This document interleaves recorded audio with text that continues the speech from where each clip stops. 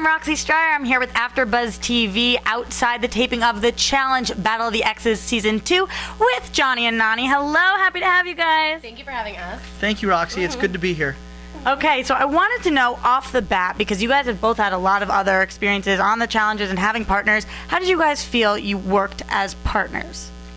Like a well-oiled machine, Roxy. Is that true?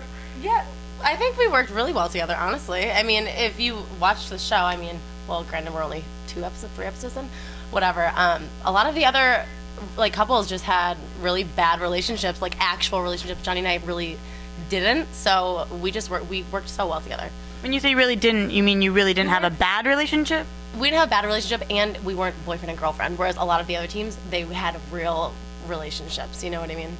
So you feel like you were at an advantage because you didn't hate each other, so just by not hating each other, you had a better shot at winning. Yes, exactly. I also think that a lot of people come into to challenges, especially with the formats where it's like a rivals format or an exes format, and they hate each other, and they don't realize that it's like you got to put all your bullshit aside and you have to compete. And a lot of people let their past and the drama and all that interfere with the way that they play the game. And having been there and having done that before, I was able to kind of help lead Nany to the promised land, or at least I tried to.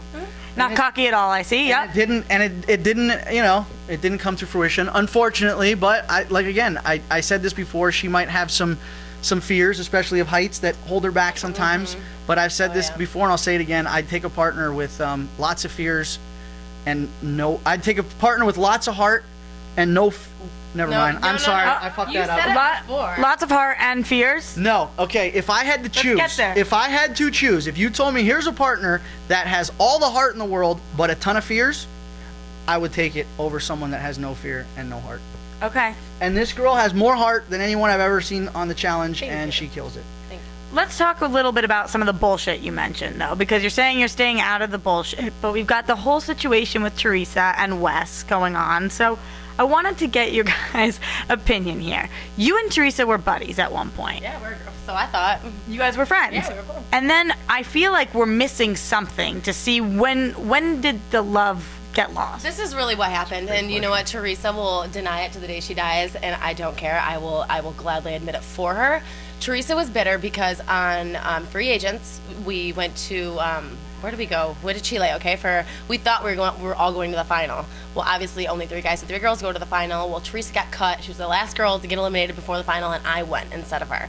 So she, in her crazy ass mind, thinks that because I went to a final, Teresa thinks that she deserved the final more than me.